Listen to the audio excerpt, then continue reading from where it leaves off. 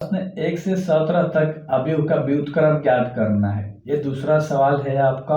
और हमने बताया था व्युत्क्रम निकालने के लिए एक ही चीज याद रखो, a इंटू ए का इनवर्स बराबर आई।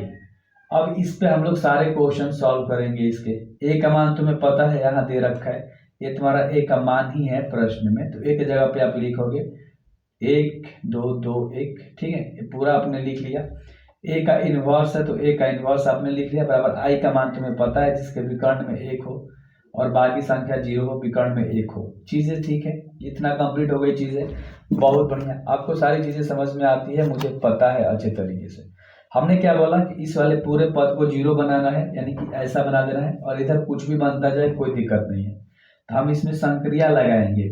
ये सवाल बहुत आसान है। इसको क्या बनाना है, हमें 1 बनाना है। तो 2 में से 1 घटा दोगे तो खुद 1 बन जाएगा और 1 खुद का खुद 0 बन जाएगा। तो हम R1 में अप्लाई कर रहे हैं, R1 में हम अप्लाई करेंगे और R1 में से हम R2 को घटा देंगे। यानी R1 में अप्लाई कर रहे हैं, R2 से हमें कोई मतलब नहीं है, ध्यान से समझो। हम R1 में अप्लाई कर रहे हैं तो R2 वाला संख्या अपनी जगह पे जस का तस रहेगा, ए इनवर्स जस का तस रहेगा, और बराबर में इसका भी जो R2 वाला संख्या है वो जस का तस रहेगा। अब ध्यान से समझो, R1 में से R2 घटाना है तो 2 में से 1 जगह तो यहाँ 1 बच जाएगा और 1 में से 1 जगह तो यहाँ क्या बच जाएगा, 0, ठीक ना। यहाँ पर भी 1 में 0 जगह थे खुद 1 रहेगा और 0 में से 1 जगह तो यहाँ पर -1 बन जाएगा। तो उम्मीद करता हूँ कि पहला लाइन आपको समझ में अच्छे से आ गया होगा।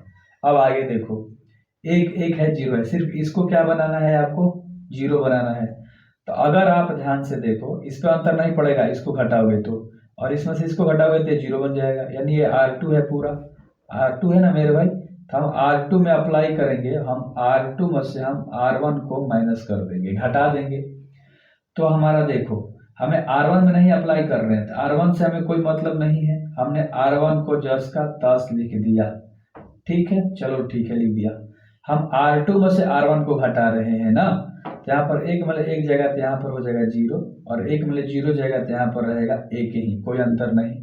तो ये आई के बराबर बन गया और क्वेश्चन सॉल्व हो गया। 0 में से 1 जाएगा तो तुम्हारा क्या हो जाएगा, -1, और 1 मतलब 1 जाएगा, 1 में से 1 जाएगा तो माइनस माइनस प्लस, यानी 1 क्या बन जाएगा तुम्हारा, 2 बन जाएगा, ठीक है।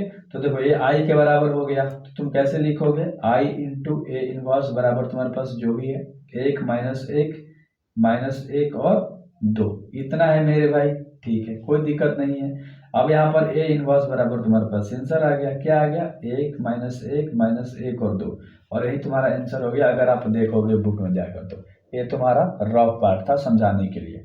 तो उम्मीद करता हूँ कि ये दूसरा प्रश्न अच्छे से समझ में आ गया होगा।